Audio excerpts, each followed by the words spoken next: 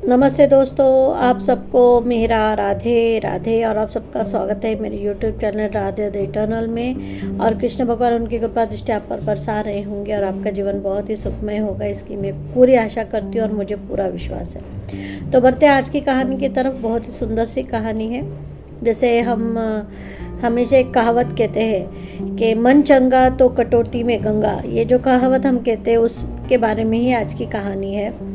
तो बढ़ते हैं आगे इस कहानी की तरफ। कहानी आज भी संत रविदास जी के बारे में ही है, जिसके बारे में मैंने पहले भी 2-3 वीडियोस में उनके बारे में कहा। जैसे श्रृंखला जो है ये रविदास जी की कहानियों के बारे में ही है।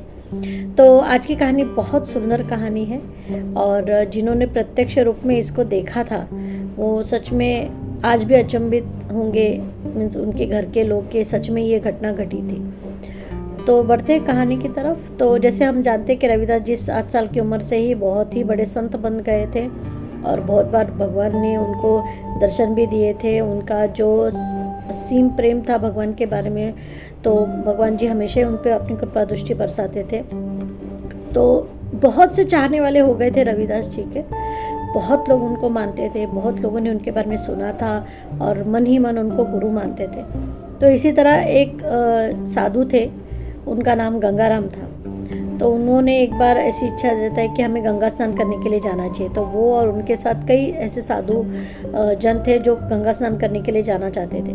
तो जैसे ही वो बनारस पहुँचे, बनारस पहुँचने के बाद उन्हें ध्यान आया कि रविदास जी यहीं रहते हैं, पर उन्हें उनका गाँव पता नहीं था। पर वो उनसे बहुत प्रेम करते थे, बहुत ही उनका आदर सम्मान करते थे और साथ ही साथ उनको मन ही मन अपना गुरु भी मानते थे। तो उन्होंने यहाँ वहाँ पूछा बहुत लोगों से और उसके बाद उन्हें उनके गांव का नाम पता चला जो कि था सीर गोवर्धनपुर। तो वो वहाँ पर पहुँचे। वहाँ पर जाने के बाद वो मिले, संत रविदास जी से मिले। रविदास जी ने उनकी आवभगत की, उनका स्वागत किया और सत्संग हुआ। सत्संग होने के बाद में फिर उन्होंने चर्चा के लिए बैठे। तो फिर गंगाराम जी ने कहा कि मैं गंगा स्नान के लिए जा रहा हूँ और आपसे मिलना चाहता था, इसीलिए मैं। तो जैसे रविदास जी ने सुना कि गंगा स्नान के लिए जा रहे हैं तो उन्होंने कहा अच्छा आप गंगा स्नान के लिए जा रहे हैं, तो मेरा एक काम कीजिएगा, ये एक कासर है, ये गंगा जी को ज़रूर अर्पित कीजिएगा, पर ये तभी देना जब गंगा माँ खुद अपना हाथ बढ़ाकर इसे ले, अन्यथा इसे मत दीजिएगा। तो उन्होंने कहा ठीक है। तो उन्होंने वो लिया उनसे जो गंगा जी के लिए संत रविदास जी ने दिया था। तो वो लेकर वो चले गए और वो वहाँ पे कई दिनों बाद पैदल चलते थे पहले के साधु लोग, तो काफ़ी दिन लग गए उनको पहुँचने के लिए। और पहुँचने के बाद फिर जब उन्होंने गंगा स्नान किया, गंगा स्नान करने के बाद गंगाराम जी को ध्यान आया कि मुझे रविदास जी ने कुछ दिया है गंगा माँ को देने के लिए। तो उन्होंने गंगा माँ से प्रार्थना की कि हे गंगा माँ, संत रविदास जी ने आपके लिए एक भेंट दी है कासर, तो और उन्होंने कहा है कि मैं आपको तभी दूं जब आप स्वयं हाथ बढ़ाकर इसे लेना चाहेंगी। तो मैं आपसे प्रार्थना करता हूँ कि आप अपना हाथ बढ़ाएं ताकि मैं ये उन्होंने दिया हुआ जो उपहार है वो मैं आपको दे सकूं। और जैसे उन्होंने प्रार्थना की, अचानक वहाँ पे गंगा माँ का हाथ प्रकट हो गया। गंगा माँ का हाथ अपने आप प्रकट हो गया और उन्होंने वो लिया, रविदास जी का कासर जो उन्होंने भेजा था उनके लिए, वो लिया उन्होंने। और लेने के बाद में गंगा माँ ने फिर अपना हाथ बाहर निकाला और बहुत ही सुंदर एक कंगन उन्होंने रविदास जी के लिए दिया। उन्होंने गंगाराम जी से कहा कि ये जो कंगन है ये आप मेरी तरफ से रविदास जी को भेंट कीजिएगा, उनसे कहना कि गंगा माँ ने आपके लिए भेंट दिया है। ऐसा उन्होंने कहा और वो एकदम अंतर्ध्यान हो गई। और जब ये सब वो साधुओं ने देखा ये चमत्कार, तो उनको यकीन ही नहीं हुआ कि अरे ये हमने क्या देख लिया। रविदास जी का उपहार लेने के लिए स्वयं गंगा माँ ने अपने हाथ बढ़ाए और साथ ही साथ उन्हें भी उपहार देने के लिए वो स्वयं आई। तो ये उनके लिए तो बहुत ही भाग्यशाली क्षण था। उसके बाद वो सब अपने अपने घर चले गए। गंगाराम जी भी अपने घर चले गए और बड़े प्रसन्न थे वो कि मैंने क्या देख लिया, मेरा तो जीवन सफल हो गया। उसके बाद वो घर चले गए।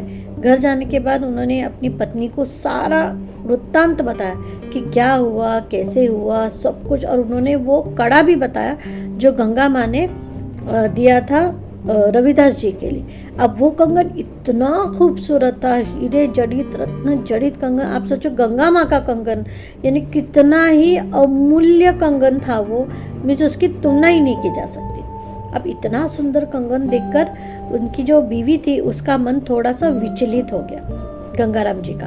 गंगाराम जी ने उनसे कहा था कि कंगन आप अपने पास रखो, बाद में मैं जब रविदास जी के पास जाऊंगा स्वयं और मैं उनको जाकर ये कंगन भेंट दे दूंगा। अब वो कंगन तो रखा हुआ था घर में, और बार बार गंगाराम जी की पत्नी को उस कंगन की बहुत याद आ रही थी। वो रोज उस कंगन को देखती थी और उनका मन विचलित हो जाता था। तो एक दिन उन्होंने गंगाराम जी से कहा कि क्या मैं आपसे कुछ कह सकती हूँ? उन्होंने कहा हाँ बोलिए। तो बोले देखिए, हम तो बहुत गरीब हैं, रविदास जी को किसी बात की कमी नहीं है, मगर हमें तो हर चीज़ की कमी है। हमें तो कोई जल्दी से भिक्षा भी नहीं देता, हमारी तो बहुत ही गरीब परिस्थिति है। क्यों ना हम ये भेंट उनको ना देकर हम ये कंगन खुद बेच दें, ताकि इससे हमारे कुछ दिन अच्छे निकल जाए, हमारा भी न्यारे वारे हो जाए, हमें भी अच्छे दिन देखने का मौका मिले, हम पर भी भगवान की, वैसे भी ये गंगा माँ की कृपा ही है जो उन पर बरसी है, तो ये कृपा हम पर भी बरसे। तो मेरा ऐसा कहना है कि आप इस कंगन को बेच के हमारे लिए कुछ ना कुछ उधार निर्वाह के लिए आप इंतज़ाम कीजिए। तो गंगाराम जी ने बहुत देर तक सोचा, पहले तो उनका मन उस चीज़ के लिए तैयार नहीं हुआ, लेकिन बाद में फिर उन्होंने कहा कि ठीक है, हम ऐसा ही करेंगे, क्योंकि उनको भी पता था उनकी परिस्थिति बहुत ही ज़्यादा ख़राब थी। तो उसके बाद उन्होंने वो बहुत से गांव में गए और हर सोनार को उन्होंने वो कंगन बताया, और जो भी सोनार उस कंगन को दिखता था वो यही कहता था कि भैया ये कंगन तुम लाए कहाँ से हो? ऐसा कंगन तो हमने आज तक अपनी ज़िंदगी में कभी देखा भी नहीं है, कहाँ से लाई ये कंगन तुम? इसके मुकाबले हमारे पास तो पैसे ही नहीं कि हम आपको दे सके, तो हम ले कैसे इस कंगन को? तो ऐसा कई दुकानों में, कई गाँवों में वो जाते थे, बड़े बड़े व्यापारियों के पास जाते थे, पर किसी के पास भी उस कंगन का मूल्य नहीं था जो कि वो गंगाराम को दे सकते थे। ऐसा करते करते एक दिन ये बात राजा के सिपाहियों तक पता चल गई कि कोई ऐसा एक आदमी है, एक साधु है, जो कि बहुत ही सुंदर हीरे जड़ित कंगन बेचना चाहता है। पता नहीं वो कंगन उसे कहाँ से मिला है, लेकिन वो बेचना चाहता है। और ये बात जल्दी ही राजा को पता चली। तो जब राजा को ये बात पता चली तो उन्हें बड़ा क्रोध आया। उनको लगा कौन चोर साधु है जो ऐसा काम कर रहा है, क्योंकि पहले के साधुओं पे बहुत श्रद्धा हुआ करती थी लोगों की। चोर ऐसा समझ ही नहीं सकते थे कि चोरी कैसे कर सकते हैं साधु। तो उन्होंने उनको बुलवाया। जब गंगाराम जी वहाँ आए तो गंगाराम जी ने जो भी उनके साथ में घटा था इस कंगन को लेके, वो सारी बात उन्होंने राजा को बताई। राजा भी आश्चर्यचकित हो गया, वो कंगन देख के तो इतने प्रसन्न हो गए कि वो बोले ये ऐसा कंगन तो मेरे पास भी नहीं है, मेरे रानियों के पास भी नहीं, इतना अमूल्य और इतना सुंदर कंगन है ये। पर उन्होंने फिर रविदास जी को बुलवाया, क्योंकि ये कंगन उनके लिए था, उनकी भेंट थी, तो उन्हें वापस करना चाहिए था। इसलिए उन्होंने रविदास जी को बुलाया, और उनसे रविदास जी को जब वो आए तो उन्हें सारा वृत्तांत गंगाराम जी ने बताया। तो रविदास जी मुस्कुराए, कुछ भी नहीं बोले। तो राजा ने कहा अब आप फैसला कीजिए, क्योंकि ये कंगन आपका है, इसको दंड देना है इस साधु को या क्या करना है इसके साथ में, आप बताइए, हम वो करेंगे। तो रविदास जी बड़े प्यार से मुस्कुराए, उन्होंने गंगाराम की तरफ देखा और उन्होंने कहा कि मैं कोई दंड नहीं देना चाहता, अब ये कंगन जिसका है वही फैसला करेगा। तो उन्होंने फिर उनसे कहा कि आप एक घड़ा लेकर आइए और उस घड़े में गंगा जल डालिए, गंगा का पानी, गंगा जल यानी गंगा का पानी डालिए, और इस कंगन को हम उस गंगा के पानी में डालेंगे, उस पर हम एक कपड़ा लगा देंगे, और जो भी निर्णय गंगा माँ का होगा वो हम सुनेंगे। गंगा माँ क्या निर्णय देना चाहती है ये उस पे से हमें पता चलेगा, उस हिसाब से हम न्याय करेंगे। तो वैसा ही किया गया। एक बड़ा सा घड़ा मंगाया गया जिसमें कि गंगा का पानी डाला गया। फिर ये जो कंगन है वो गंगा माँ का कंगन उस पानी में डाला गया, उस कपड़े को ढक दिया गया, और पूरा एक दिन तक वो घड़ा बंद रहा, बंद करके रख दिया गया। और दूसरे दिन जब वो घड़ा खोला तो खोलने के बाद उस एक कंगन के 2 कंगन बन गए थे। अपने आप गंगा माँ ने खुद उनका न्याय दे दिया था कि अगर एक कंगन से इसका भला होता है तो मैं इसे 2 कंगन दूँ। ऐसा तो फिर जो रविदास जी थे उन्होंने वो दोनों कंगन उठाए और उन्होंने उस गंगाराम को दे दिए और उससे कहा कि ये गंगा माँ का आशीर्वाद है तुम्हारे लिए। शायद वो भी चाहती है कि तुम्हारा जीवन सुखी हो, तुम बहुत अच्छे कर्म करो, इस धन को तुम व्यर्थ मत जाने देना, जो भी तुम्हारे लिए ज़रूरी उतना ही खरीदना, और बाकी जो भी धन तुम्हें मिलेगा या जो भी तुम्हारे पास अति होगा उसको तुम बांट देना, गरीब लोगों में बांटना, सत्संग करना, अच्छे कर्म करना, ताकि गंगा माँ का ये जो आशीर्वाद है ये हमेशा तुम पर बना रहे। तो दोस्तों ये थी आज की कहानी। अगर हमें कभी गलती से भी ऐसा कुछ मिल जाए तो हम झगड़ने लगते है ना, पर झगड़ने की ज़रूरत ही नहीं है। जो तुम्हारे नसीब में है वही तुम्हें मिलता है, और इसी का नाम है कि कटौती में गंगा तो मन चंगा, है ना। अगर हमारा मन अच्छा है तो हमारे बाजू में ही तो गंगा माँ है,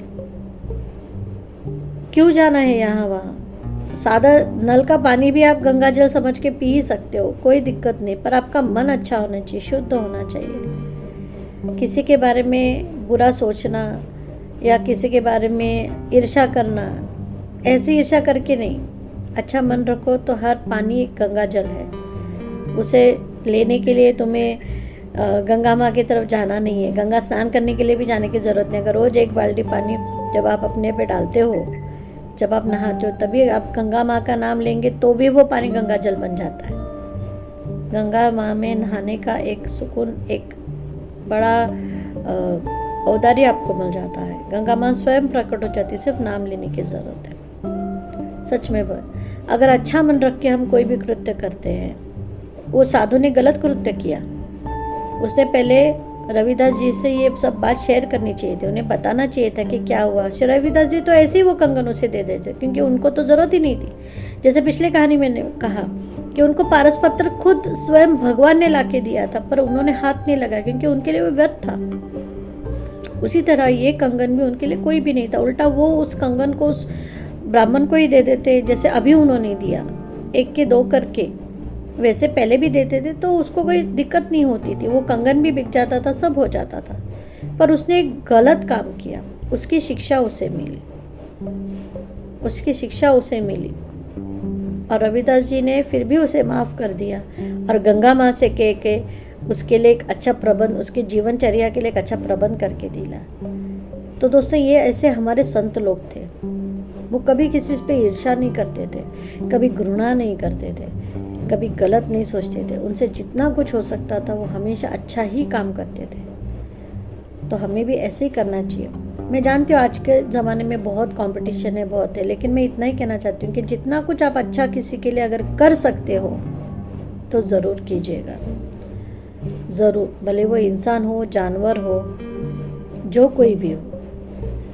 मैं जानती हूँ हम बहुत कुछ नहीं दे सकते, लेकिन थोड़ा बहुत भी अगर हम कर सकते हैं तो भगवान उससे प्रसन्न ज़रूर होते हैं, क्योंकि हमारा मन उस वक्त पवित्र होना चाहिए। कोई भी कार्य करते समय हमारा मन पवित्र अगर होगा तो भगवान उसमें ज़रूर अपना आशीर्वाद डाल के हमें देते हैं।